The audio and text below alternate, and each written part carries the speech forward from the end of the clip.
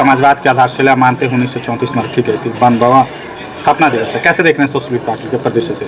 देखिए, socialist party का यह जो 92 साल पर उत्सव मनाया जा रहा है, कार्यक्रम का आयोजन किया जा रहा है, इसकी जो मुख्य वजह है वह वजह है कि वर्तमान में जो राजनीतिक परिदृश्य है, जिस तरह से सरकार ही जनता का दोहन और शोषण करने में उद्योगपतियों के साथ मिलकर लगी है, तो ऐसे में आम लोगों के लिए सहज रास्ता खोजने का यह एक प्रयास है कि समाजवाद के माध्यम से आम लोगों के जीवन को ठीक ठाक, लोकतंत्र के अनुकूल और आर्थिक समृद्धि की तरफ उन्हें ले जाने के लिए सोशलिस्ट पार्टी इंडिया का यह प्रयास है। आपको बता दें कि 1977 में जब जनता पार्टी में विलय हो गया सभी दलों का, जेपी के नेतृत्व में, जेपी सोशलिस्ट पार्टी के ही फाउंडर रहे, तो उन्हीं के नेतृत्व में जब सभी दलों का विलय हुआ, उसके बाद से सोशलिस्ट पार्टी की गतिविधि नहीं हुई। 2012 में कुलदीप नैयर जी, राजेंद्र सच्चर जी जैसे लोगों ने जब इसका रजिस्ट्रेशन पुनः कराया, उसके बाद भी सक्रियता में अभाव दिख रहा था, लेकिन पिछले 1 सालों से सक्रियता को बढ़ाने का प्रयास पूरे भारत में किया जा रहा है। उसी के तहत बिहार में भी लगातार अब सक्रियता को बढ़ाया जा रहा है, क्योंकि बिहार में कुछ पार्टियां जो समाजवाद से निकली हुई, सोशलिस्ट धारा से निकली हुई थी, सत्ता में भी थी लंबे समय से। लालू जी की पार्टी, उसके बाद नीतीश जी की पार्टी, लगातार समाजवाद यहाँ सत्ता में होने के बावजूद भ्रष्टाचार और परिवारवाद हावी हो गया, और इसी को देखते हुए हम लोगों ने पुनः इसको सक्रिय करने का अच्छा, आपने कहा कि समाजवादी पार्टियां थी, वैसे ही समाजवादी पार्टियां एलिगेशन लगाती थी एक दल को सांप्रदायिक होने का। आज वही गठजोड़ के साथ बिहार चल रहा है, इसको आप कैसे देखते हैं? यही तो है ना कि अपने कही गई बातों से हट जाना। हाँ।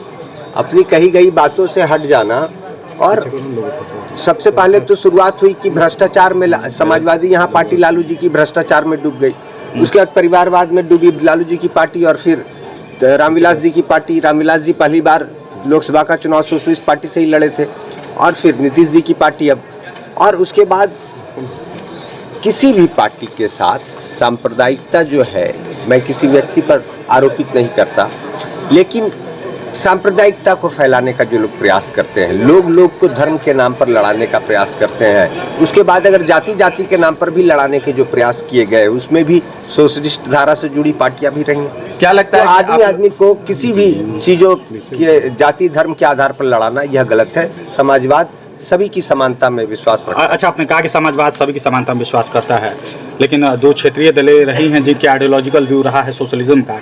कोई डायनेस्टिक डेमोक्रेसी के व्यू में देखा जाए परिवारवाद की राजनीतिक तक निहित रह गई है, तो क्या इसमें आकलन करना सही है कि समाजवाद एक परिवार तक निहित रहना उचित रहेगा, चाहे उत्तर प्रदेश हो, बिहार हो या अन्य क्षेत्र? जनता यही आकलन कर रही है, और जनता सही आकलन इसलिए, यह गलत होते हुए भी सही इसलिए है क्योंकि समाजवाद से जुड़ी पार्टियों ने ऐसा किया, ऐसा सबके सामने दिखा, तो जनता जो देख रही है वह आकलन कर रही है कि समाजवादी पार्टियां परिवारवादी होती है, लेकिन वस्तुतः ऐसा नहीं है। आप देखिए कि कर्पूरी ठाकुर अपने जीते जी क्या किसी को लाए, भले बाद में उनके बच्चों को कोई दूसरी पार्टियों ने जगह दिया, लेकिन अपने खुद तो नहीं लाए। मुख्यमंत्री रहते हुए अपनी बेटी का बारात को उन्होंने स्टेशन पर रोका। तो समाजवाद, जेपी को देखिए, लोहिया को देखिए, आचार्य नरेंद्र देव जी का देखिए आप रिकॉर्ड, तो समाजवाद बिल्कुल ही परिवारवाद में भरोसा नहीं रखता, परिवारवाद को प्रोत्साहित नहीं करता। जो लोग किए हमारी धारा से निकले हुए वे भटक गए, और इसी कारण सोशलिस्ट पार्टी फिर से बिहार में खुद को सक्रिय करने का निर्णय लिया, कर रहे हैं, इसका स्थापित करने के प्रयास में लग गया। और पूरे भारत में आज समाजवाद की जरूरत है, और पूरे विश्व में जरूरत है। आपने देखा एलन मास्क ने बयान दिया अभी पिछले 8 तारीख की बात है कि सभी सोशलिस्ट हिटलर होते हैं। हिटलर को उन्होंने सोशलिस्ट कहा, एक तरह से समाजवाद की तुलना हिटलर से करने की कोशिश की। उन्हें डर है, जिस तरह से ट्रंप और उनके कुछ चहेते एलन मास्क जैसे उद्योगपति, और जैसे भारत में मोदी और उनके कुछ चहेते उद्योगपतियों ने मिलकर सभी संसाधनों पर कब्जा कर लिया है, जितने संसाधन देश के हैं उस पर कब्जा कर लिया है।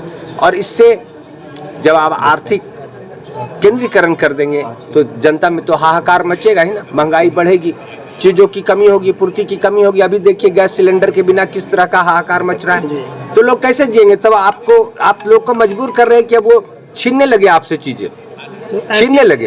ऐसे में समाजवाद का आंदोलन देश में होना स्वाभाविक बन रहा है, दुनिया में होना स्वाभाविक बन रहा है, जिसके डर से इन लोगों ने अभी से समाजवाद को बदनाम करना शुरू कर दिया। परिचय दे दीजिए। धनंजय कुमार सिन्हा, बिहार प्रदेश अध्यक्ष, सोशलिस्ट पार्टी इंडिया।